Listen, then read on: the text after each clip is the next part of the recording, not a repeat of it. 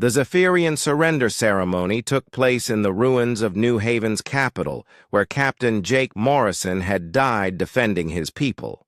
The surviving leadership of the once mighty hegemony knelt before Admiral Helen Brooks, while human forces broadcast the moment to every world in the galaxy. The species that had boasted of exterminating humanity now begged for mercy they had never shown to others. President Marcus Stone established the Terran Oversight Authority to replace the dissolved Galactic Council.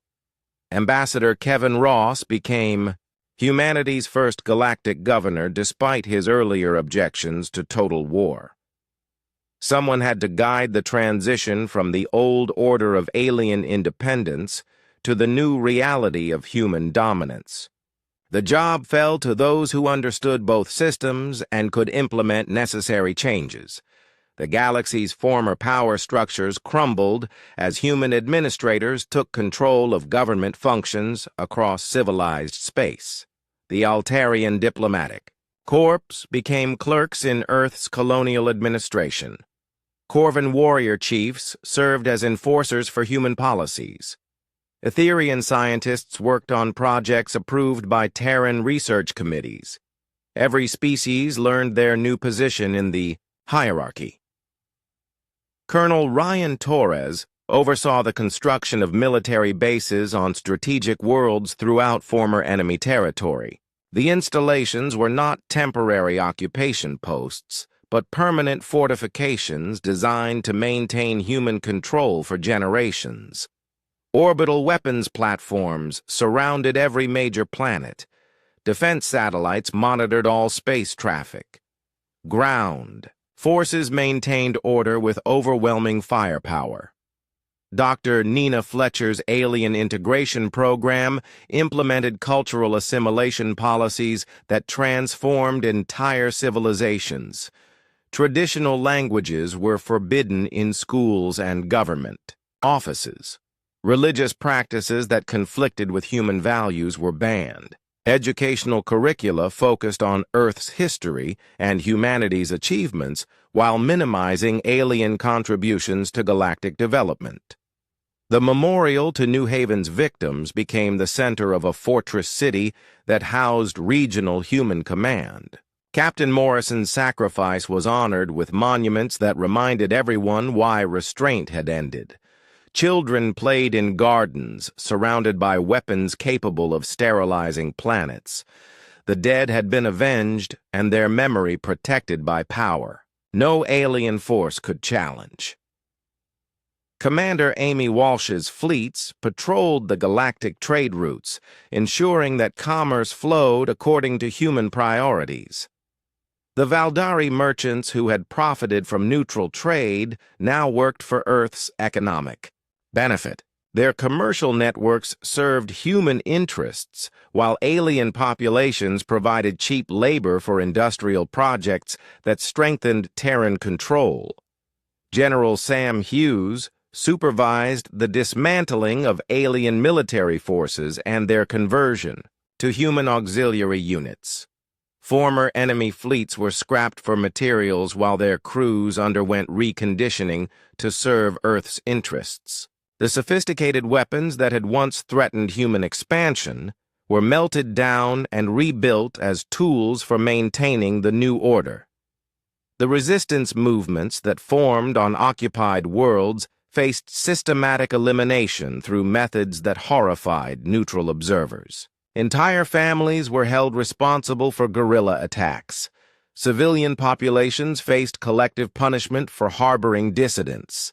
The gentle humanity that had once sought peaceful coexistence was gone, replaced by rulers who understood that fear maintained order better than friendship. Colonel Ashley Green managed the voluntary relocation programs that moved alien populations away from strategic resources.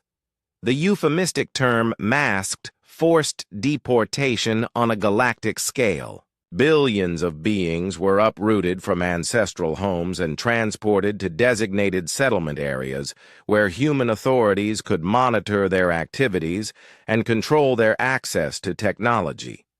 President Stone's new constitution established Earth as the permanent center of galactic government. No alien species would ever again possess the independence to threaten human colonies. The mistakes that had led to New Haven's destruction would not be repeated. Every world answered to Terran authorities. Every fleet served human commanders. Every law reflected Earth's values and priorities. The Corvan clans who had allied with humanity during the war discovered that friendship with Earth came with obligations they had not anticipated. Their traditional warrior culture was modified to serve human military doctrine. Their fighting ships were integrated into Terran fleet commands. Their young warriors trained alongside human marines and learned to follow orders from species they had once considered equals. Dr. Fletcher's research continued developing new methods for maintaining control over alien populations. Genetic modifications were introduced into food supplies to make rebellious thoughts physically painful. Atmospheric additives in major cities created chemical dependencies that required regular contact with human medical facilities. Biological control reached levels that would have been unthinkable during the Age of Restraint. The Economic Integration Protocol transformed galactic commerce into a system designed to benefit humanity above all other considerations. Alien worlds provided raw materials at prices set by Terran authorities. Human colonies received manufactured goods produced by cheap alien labor. The wealth that had once been distributed among many species now flowed primarily toward Earth and its settlements. Ambassador Ross established the Cultural Preservation Museum on Earth, where artifacts from extinct alien civilizations were displayed for human visitors. The exhibits reminded everyone of what happened to species that opposed humanity's expansion. Empty cases waited for additions from cultures that continued to resist integration into the new galactic order. The Nexari clans adapted to their restricted lifestyle by becoming couriers and messengers for human authorities. Their traditional, nomadic skills served the Terran communication network that connected distant worlds. The freedom they had once enjoyed was limited to approved routes, but survival was better than extinction, which had been their only other option. Commander Walsh's patrol fleets encountered no organized resistance during their regular sweeps through former enemy territory. The species that had once commanded mighty armadas now possessed only civilian transports under human supervision. Military technology was restricted to Earth's forces and their carefully chosen alien auxiliaries. The balance of power could never again shift against humanity. The integration centers established on every major world provided education and reconditioning for alien populations who showed difficulty adapting to human authority. The facilities combined elements of school prison and medical treatment center. Those who entered learned to accept their place in the new order, or they did not leave at all. Colonel Torres reviewed reports from across the galaxy showing crime rates at historic lows and productivity at unprecedented highs. Fear was an effective motivator, and the threat of human retaliation kept even the most resentful populations in line. The order that Earth had imposed was brutal, but it was undeniably effective at preventing the chaos that had once plagued interstellar relations. President Stone's final address to humanity celebrated the achievement of perfect galactic peace through absolute human dominance. The restraint that had protected alien independence for 50 years was gone forever. The galaxy now operated according to Earth's rules and served humanity's interests. The children of New Haven had been avenged, and their deaths had purchased security for all future human generations. The memorial inscription at New Haven spoke truth that every species had learned through bitter experience. Kindness was indeed a luxury that only the strong could afford. Humanity had tried to be kind, and had paid for that mistake with innocent blood. The galaxy would never again be allowed to forget the price of underestimating human resolve when pushed beyond the breaking point. Admiral Brooks stood in the rebuilt Terran Command Center and watched status reports from across human space. Green. Lights indicated peaceful conditions on thousands of worlds. Military commanders reported no significant resistance to Earth's authority.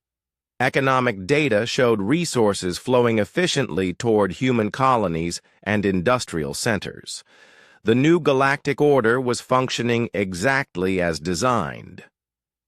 The stars, that had once seemed filled with independent civilizations pursuing their own destinies, now served a single purpose.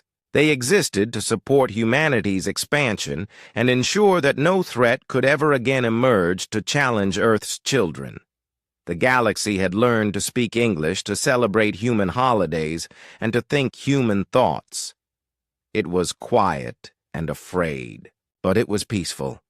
That peace was humanity's greatest victory and the aliens' final lesson about what happened to those who mistook restraint for weakness. The war escalated beyond anything the galaxy had ever witnessed when human forces demonstrated their ability to weaponize entire star systems. Commander Amy Walsh's flagship TCS Retribution positioned itself in the outer system of Thresh Prime. The Zephyrian core world and activated stellar manipulation technology that had been theoretical until now.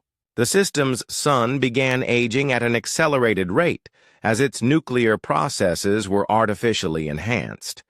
The Zephyrian government had 3 days to evacuate 6 billion civilians before their star went nova.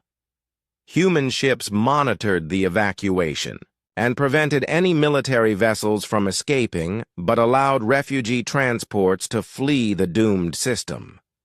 The message was clear to every species watching.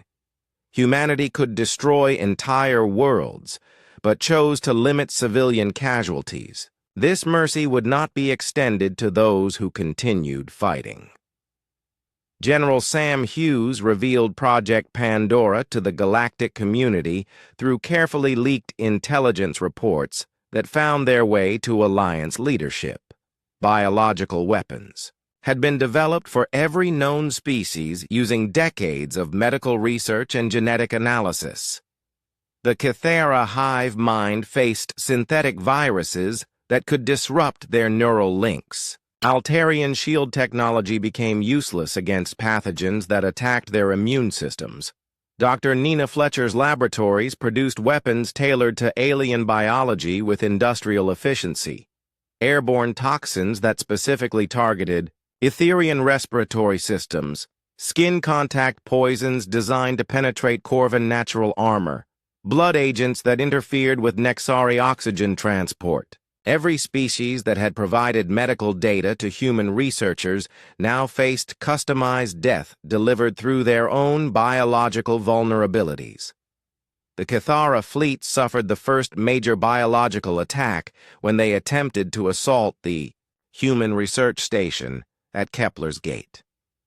Colonel Ryan Torres had deployed atmospheric dispersal units throughout the system that released synthetic pathogens as soon as enemy ships entered normal space. The Cathara crews began dying within minutes as their hive mind connections severed and their nervous systems shut down. 300 warships drifted helplessly through space while their occupants convulsed and died in agony. The few survivors, who maintained life support long enough to send distress calls, described symptoms that no natural disease could cause. Their reports reached Alliance leadership and confirmed their worst fears about human biological warfare capabilities. Captain Tony Blake struggled with orders to bombard civilian infrastructure on the Altarian world of Harmony, but remembered the burned schools of New Haven and authorized the strikes. Fusion bombs cracked the planet's industrial centers, while kinetic bombardment destroyed transportation networks. The Altarians, who had preached patience while human children died, now watched their own civilization crumble. The brutality of human warfare shocked even the Corvin clans who had initially allied with Earth. Their warriors respected strength, but the systematic destruction of entire species crossed lines that even they would not cross. Several Corvin commanders requested transfers to non-combat duties rather than participate in the extermination campaigns that human forces were conducting. Dr. Fletcher's most controversial weapon was activated during the siege of the Altarian stronghold at Unity Station.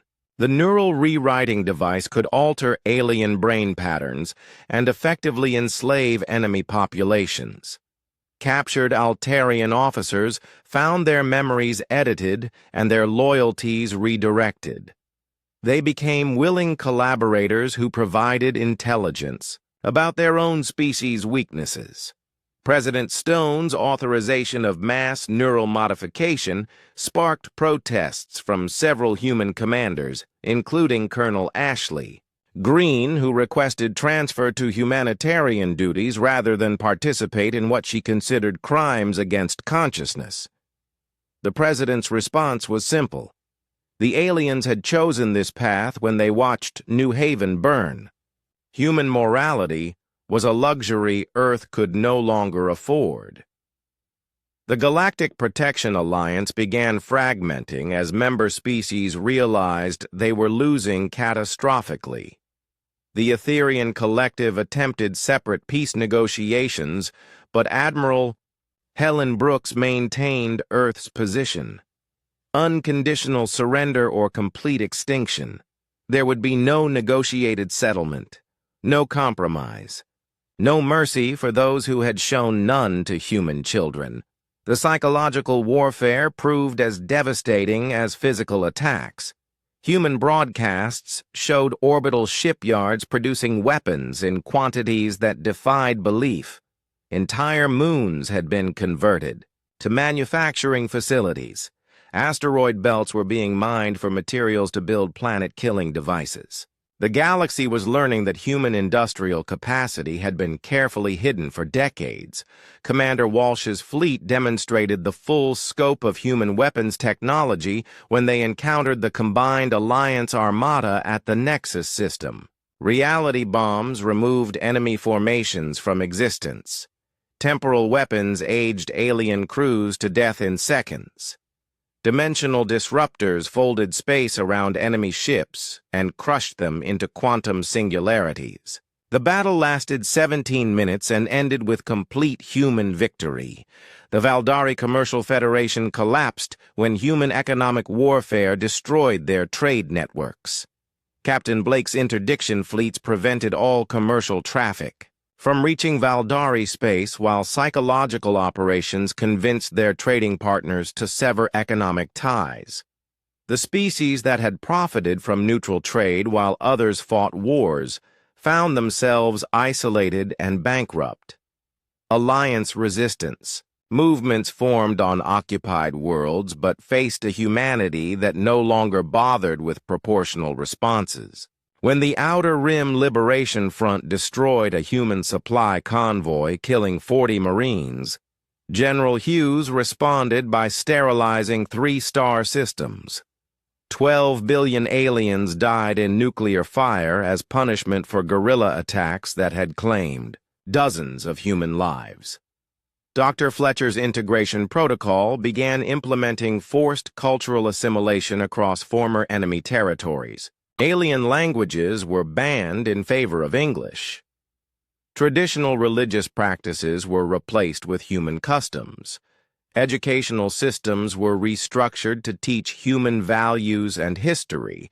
The galaxy was being systematically converted to human standards, whether its inhabitants wanted change or not. The Nexari clans abandoned their nomadic lifestyle and settled on worlds designated by human authorities. Their traditional freedom of movement was restricted to approved travel corridors monitored by Earth's defense fleets. The species that had roamed free across the galaxy for millennia now lived under human supervision and followed human rules.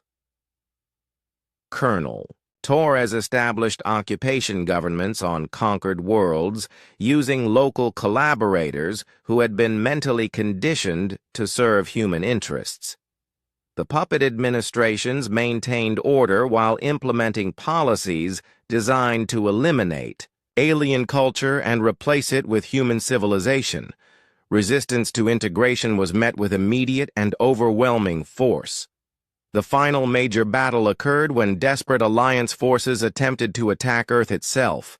Their combined fleets emerged from hyperspace in the Sol system, expecting to find a lightly defended homeworld. Instead, they encountered defense networks that had been built in secret for decades, orbital fortresses armed with stellar manipulation, weapons, automated defense platforms equipped with reality bombs, moon bases capable of cracking planets. The Alliance Armada was destroyed before it could reach Mars orbit. Not a single alien ship survived to return home with reports of what they had encountered. The battle footage was broadcast throughout the galaxy, showing the true extent of human military preparation. Earth had never been vulnerable. The peaceful colony worlds had been bait designed to reveal which species could not be trusted. President. Stone addressed the shattered remains of galactic civilization from the ruins of the Galactic Council chambers. The species that had demanded human restraint while children died had learned the price of their moral cowardice. The galaxy would now live under human authority, or not at all. The age of alien independence was over, and the era of human dominance had begun. Admiral Brooks stood in her command center and watched the final resistance strongholds surrender across the galaxy. 57 days of total war had accomplished what diplomatic negotiations could never achieve. Every species understood exactly where they stood in the new galactic order. Those who served humanity would live. Those who opposed Earth would die. The choice was simple and final. The emergency session of the Galactic Council convened in chaos as reports of human military capabilities spread panic across civilized space. Ambassador Kevin Ross sat calmly in the human delegation's seats while alien representatives shouted accusations and demands for explanations. The Altarian diplomat, who had once praised humanity's peaceful nature, now called them deceptive warmongers who had betrayed the trust of every species. 3 major governments had already requested emergency defense treaties with Earth within hours of the Zephyrian collapse. The Valdari Commercial Federation sent urgent messages offering exclusive trade agreements in exchange for protection. The scientific Etherian collective promised to share their advanced research if humanity would guarantee their borders. The nomadic Nexari clans abandoned their traditional neutrality and begged for safe passage through human-controlled space. Admiral Helen Brooks reviewed intelligence reports in her secure command center while the galaxy restructured itself around humanity's new position of strength. Species that had dismissed human diplomatic efforts for decades suddenly wanted to discuss mutual cooperation. Governments that had ignored Earth's warnings about Zephyrian expansion now sent delegations seeking guidance on defense planning. The Corvin warrior clans had fought alongside human forces during the final battles, and their leaders requested permanent military alliances. Captain Tony Blake met with Corvin commanders on the captured Zephyrian world of Nexus Prime to discuss joint operations against remaining enemy strongholds. The aliens respected strength above all else, and humanity had proven their worthiness in battle. General Sam Hughes presented President Stone with classified assessments of galactic military capabilities now that human forces had combat experience. Every major species had been secretly evaluated for decades. The Altarians possessed advanced shield technology, but their weapons were designed for defensive operations. The Corvan fleets were numerous, but their ships relied on outdated power systems. The Etherian vessels could gather information efficiently, but lacked offensive capability. Dr. Nina Fletcher's xenobiology research had expanded beyond simple weakness analysis during the war. Her teams were now developing weapons specifically designed to target individual species. The neural disruptor that crippled Zephyrian crews could be modified to affect Altarian brain patterns. The genetic virus that devastated hegemony ground. Forces could be adapted to attack Corvan cellular structure. The Galactic Protection Alliance formed in response to humanity's demonstrated power, but its membership revealed the depth of alien fear. 17 species joined, including traditional enemies who had fought wars for centuries. The Altarians found themselves allied with the militant Kithara, despite generations of territorial disputes. The commercial Valdari worked alongside the isolationist drone collective despite having no shared interests.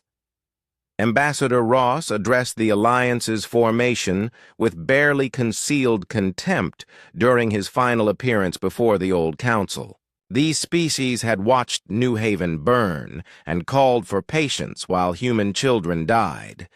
They had demanded restraint from the victims while offering nothing to stop the aggressors. Their new alliance was built on terror rather than principle, and everyone knew it. Colonel Ryan Torres led human occupation forces on former Zephyrian worlds where alien populations waited to learn their fate. The defeated species expected the same brutal treatment they had given human colonies, but instead found efficient military administration. Human commanders restored basic services and maintained order, while war crimes tribunals processed captured officials. The psychological warfare proved as effective as direct military action. Human broadcasts reached every world in the galaxy, showing weapons that had not yet been used in combat. Stellar manipulators that could age suns, reality bombs that removed entire systems from existence, planet crackers that split worlds along their tectonic lines. The message was clear. What the galaxy had witnessed was merely humanity warming up. Commander Amy Walsh's fleet groups began patrolling former Zephyrian territory with orders to maintain peace through overwhelming force. Any species that attempted to claim abandoned worlds faced immediate intervention. Human ships appeared within hours of unauthorized colonization attempts and delivered simple ultimatums. Withdraw immediately or be destroyed. None chose destruction. The Nexari clans abandoned their traditional neutrality after witnessing human capabilities during the siege of Terminus Prime. Their leaders met with Colonel Ashley Green on the border world of Haven's Rest to negotiate protection agreements.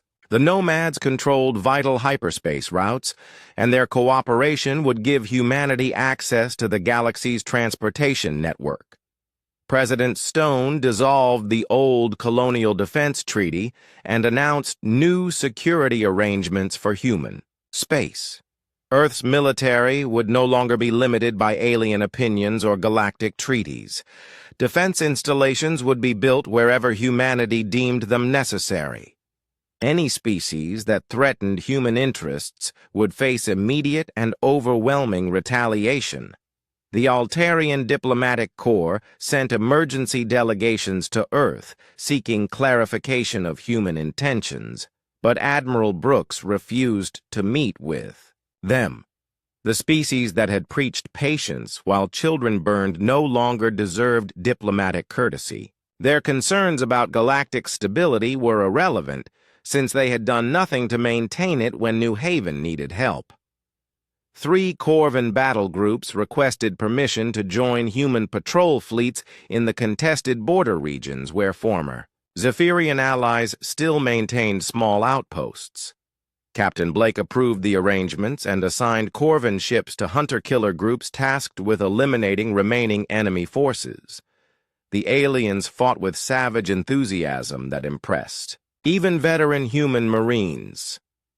Dr. Fletcher's biological warfare programs expanded to include every species that had joined the Protection Alliance. Synthetic pathogens were developed for Altarian respiratory systems. Genetic viruses were designed to attack Etherian cellular regeneration. Neural toxins were created to disrupt Cathara hive mind communications. Humanity was preparing for war with everyone. The Valdari Commercial Federation attempted to maintain neutrality by offering equal trade agreements to both humanity and the Protection Alliance, but Admiral Brooks rejected their proposals. The species that profited from trade while others died in war could no longer play all sides. They would choose humanity's friendship or face economic blockade, followed by military action. Ambassador Ross's final address to the dissolved Galactic Council became legendary throughout human space. He stood before the empty chamber where alien delegates had once debated meaningless resolutions and explained exactly what their inaction had cost them. New Haven's children had died while they argued about proper procedures. Now they would live under human authority or not at all. The Protection Alliance military exercises revealed the pathetic state of alien defense capabilities. Their combined fleets could barely coordinate simple formations. Their weapon systems were designed for limited conflicts rather than total war. Their commanders had never faced an enemy willing to use any means necessary to achieve victory. They were preparing to fight the humans they thought they knew rather than the species that had actually emerged from Earth. General Hughes authorized deployment of humanity's most classified weapons as Alliance forces gathered for what their leaders called a preemptive strike against human expansion. The reality distortion fields that had erased Zephyrian fleets were installed on scout ships for rapid deployment. Stellar manipulation devices were positioned near Alliance home systems. Quantum bombs capable of destroying space itself were loaded onto stealth vessels. The first Alliance attack came at the human outpost of Freeman's World, where a mixed fleet of Altarian and Cathara ships attempted to establish a blockade. Commander Walsh's response was swift and brutal. The TCS Retribution dropped out of hyperspace directly above the alien formation and activated its reality field. 37 enemy vessels simply ceased to exist, leaving empty space where a fleet had been moments before. Colonel Torres received reports of Alliance ground forces gathering on the border world of Sanctuary Prime, where they planned to launch an invasion of human territory. His response was to deploy biological weapons developed specifically for the species involved. Within 6 hours, the entire enemy force was dead from synthetic plagues that had been designed in Dr. Fletcher's laboratories. The galaxy learned that humanity's restraint had not been weakness, but mercy. Every species that had dismissed human capabilities now faced the reality of what Earth could do when pushed beyond its limits. The old order was dead, and a new one was being born in fire. Those who accepted human leadership would survive. Those who resisted would join the Zephyrians in extinction. The hidden shipyards of Luna had been building in secret for 30 years. General Sam Hughes walked through the massive construction bays where humanity's true military power took shape. Ships that had never appeared on any public record floated in the darkness between Earth and its moon. The dreadnought TCS Retribution stretched 2 kilometers from bow to stern, bristling with weapons that could crack planets. Commander Amy Walsh stood on the bridge of her new flagship and felt the raw power humming through its hull. The Quantum. Torpedo bays held enough firepower to level continents. The shield generators could absorb direct hits from stellar explosions. The faster-than-light engines were twice as fast as anything the Zephyrians possessed. Every system had been designed with one purpose in mind. War, Earth's hidden fleets began moving within hours of President Stone's declaration. Ships emerged from asteroid bases and underwater facilities across the solar system. The heavy cruiser, TCS Vengeance, led a battle group toward the Zephyrian border, while the carrier TCS Final Answer launched fighter squadrons that could operate in deep space for months without resupply. Dr. Nina Fletcher reviewed her classified files on alien biology in her secure laboratory beneath the Colorado mountains. For 20 years, she had studied every species humanity encountered. The Galactic Council believed she was researching medical treatments and agricultural improvements. They never suspected she was mapping weaknesses and vulnerabilities. Every alien physiology had flaws that could be exploited in combat. The first human counterattack targeted the Zephyrian moon fortress of Crix 7. Colonel Ryan Torres led 2,000 Marines aboard assault transports, while Commander Walsh's fleet provided covering fire. The Zephyrians had boasted that their fortress was impregnable. Its shields had never been breached, and its weapons could destroy entire fleets. They had not planned for human ingenuity. The quantum torpedoes struck the shield generators with surgical precision. Instead of trying to overload the barriers, the weapons phase shifted through them and exploded inside the fortress structure. Secondary detonations rippled through the base as power systems overloaded and ammunition stores cooked off. Within minutes, the mighty fortress was a burning wreck, tumbling toward the moon's surface. Colonel Torres and his Marines landed while the base was still exploding. They moved through the corridors with mechanical efficiency, eliminating any resistance they encountered. The Zephyrian garrison had trained to repel conventional assaults, but the humans used tactics no species had ever seen. Gas grenades filled with compounds tailored to alien respiratory systems, sonic weapons that disrupted enemy nervous systems, powered armor that turned ordinary soldiers into unstoppable killing machines. The fortress fell in 18 hours. No Zephyrian survived to report what happened. The only message sent to the Hegemony Command was a simple recording of Colonel Torres standing among the bodies. He held up a picture of New Haven's burned school and spoke directly to the camera. This was for the children who died screaming while you watched. This was just the beginning. News of Crix 7's destruction spread panic through Zephyrian space. Their military commanders had believed human forces were limited to small patrol ships and defensive platforms. The sudden appearance of advanced warships with unknown weapons technology shattered their confidence. Emergency sessions convened to discuss how humans had hidden such powerful fleets. The Galactic Council demanded explanations from Ambassador Ross. How had humanity concealed this military buildup? Why had Earth's representatives claimed to support peaceful expansion while secretly preparing for war? The ambassador sat calmly in the council chambers and gave them a simple answer. Humans always hoped for the best while preparing for the worst. New Haven had proven their preparations were necessary. Admiral Brooks coordinated the expanding offensive from her command center deep within the Pentagon. Status reports flowed in from battle groups across the galaxy as human forces struck. At Zephyrian outposts and supply lines, every engagement ended the same way: complete human victory with minimal losses. The aliens had grown soft during decades of easy conquest, while humans had been planning for total war.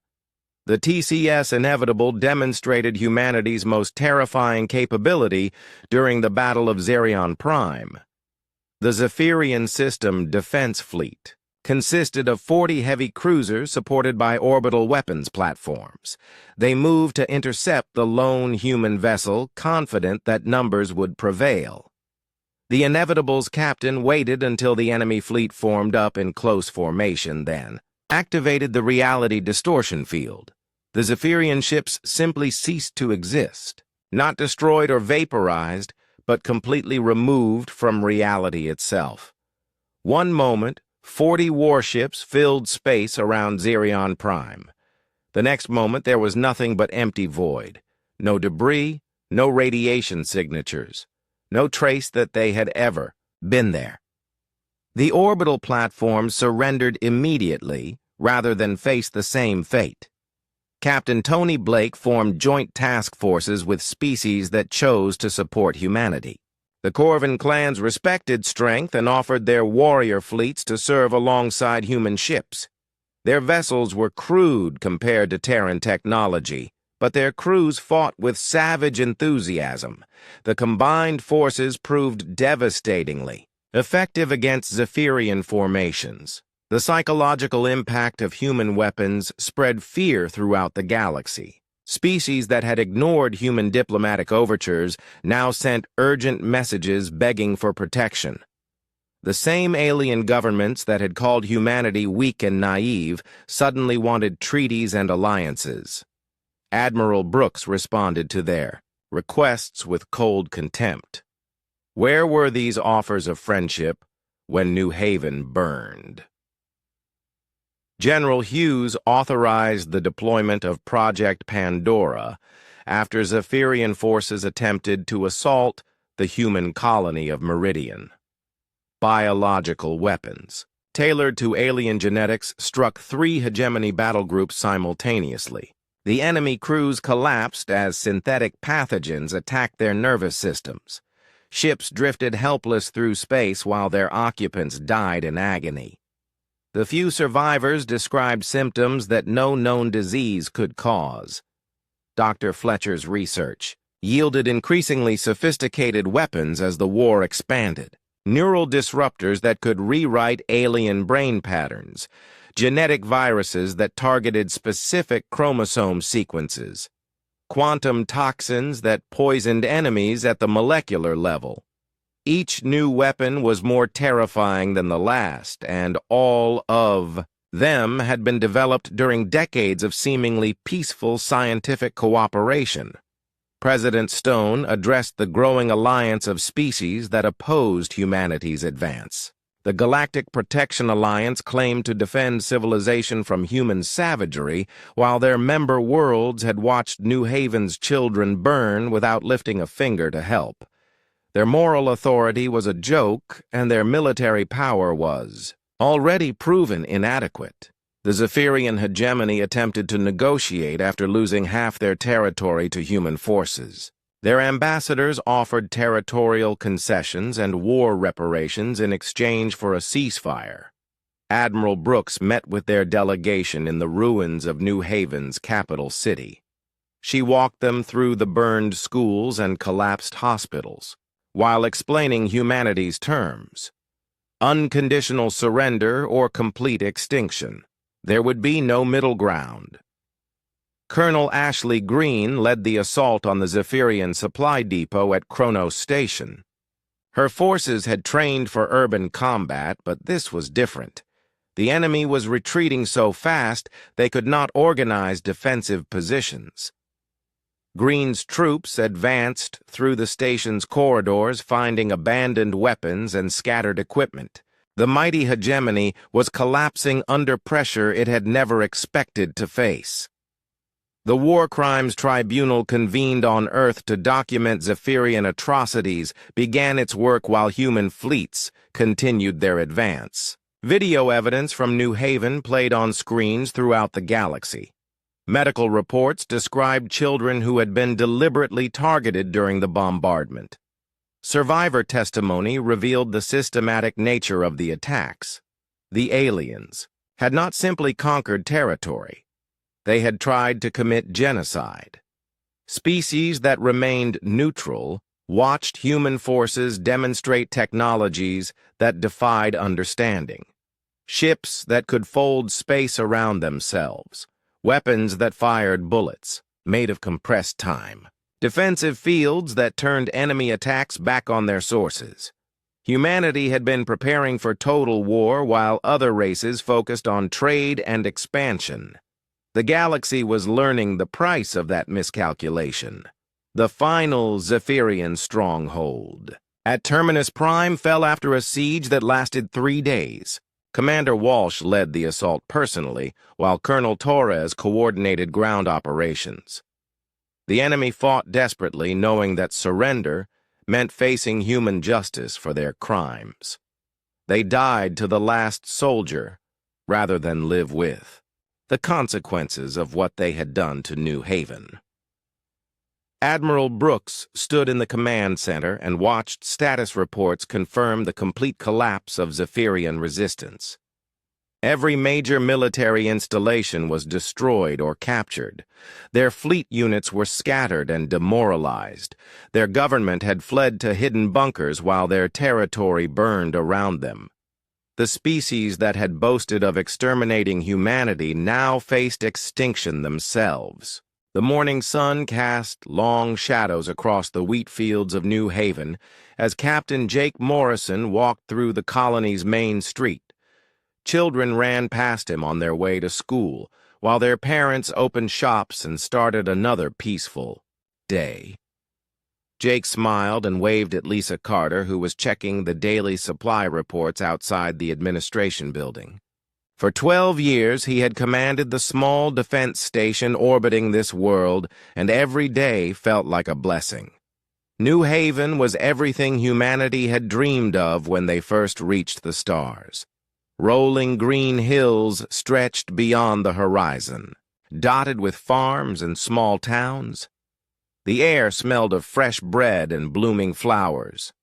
3 million people called this place home, and Jake had sworn to protect every single one of them. His defense station had 6 patrol ships and 40 Marines. It was more than enough since no one had ever threatened human colonies before. The Galactic Council maintained peace between all species through careful diplomacy and trade agreements. Humans had joined this council 50 years ago and learned to follow the rules.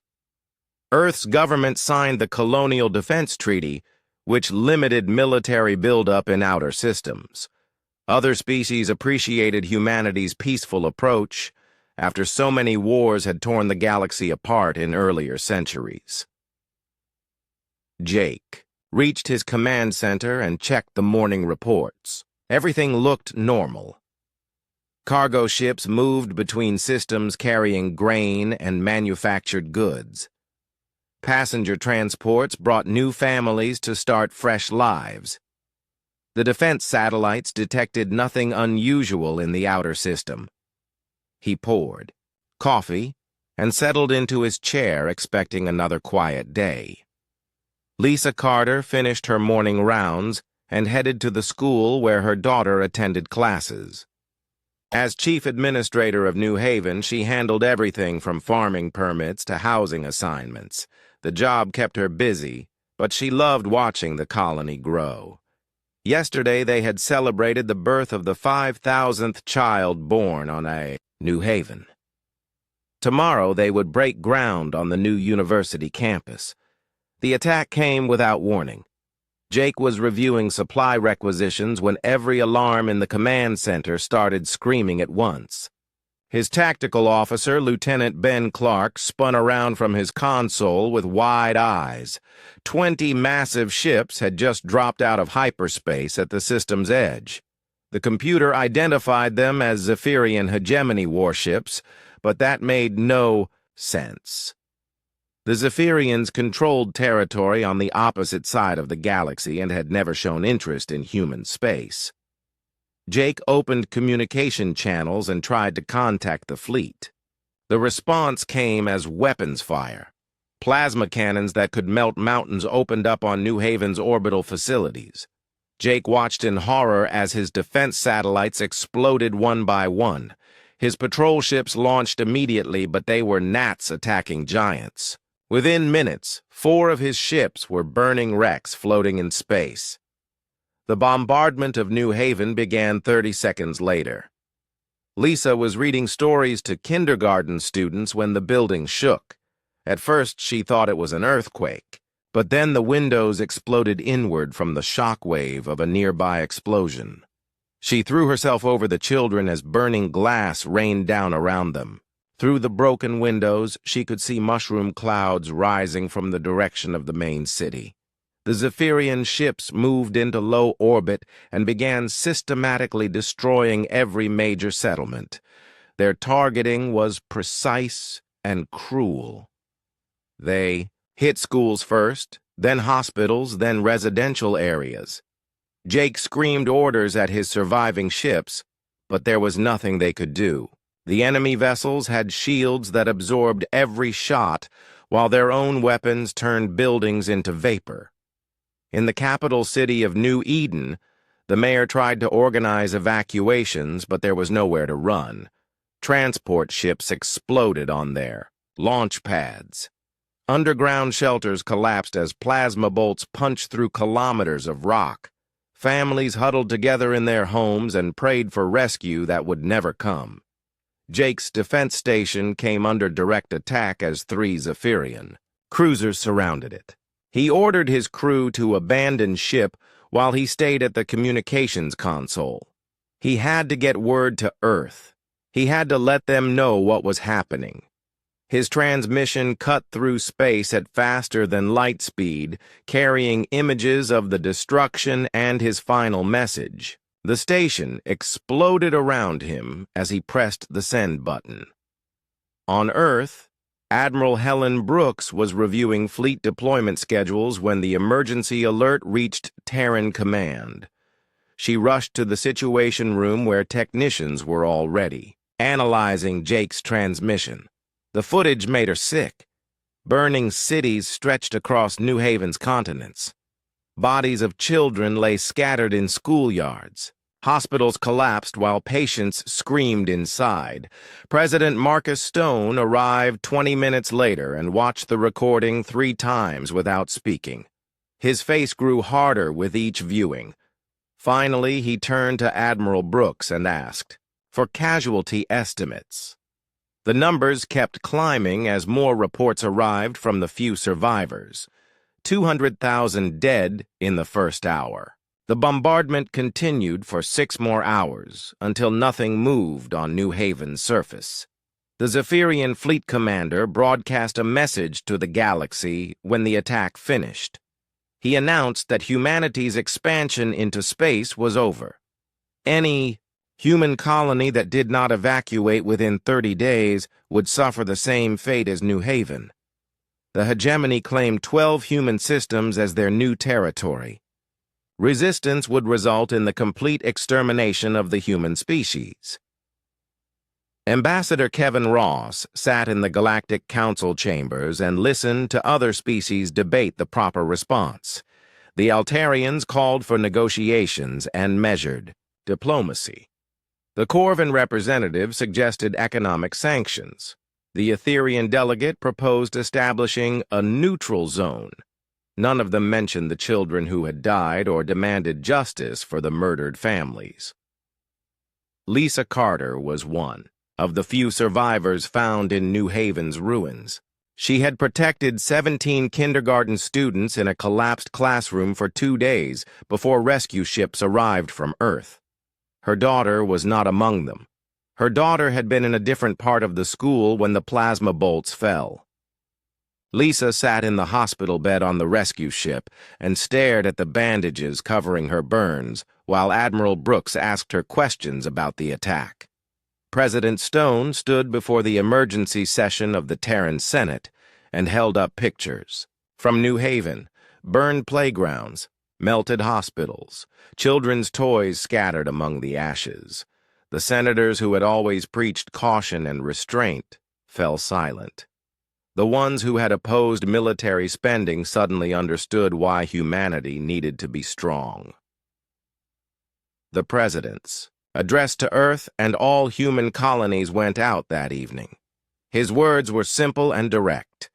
For 50 years, humanity had shown the galaxy their better angels.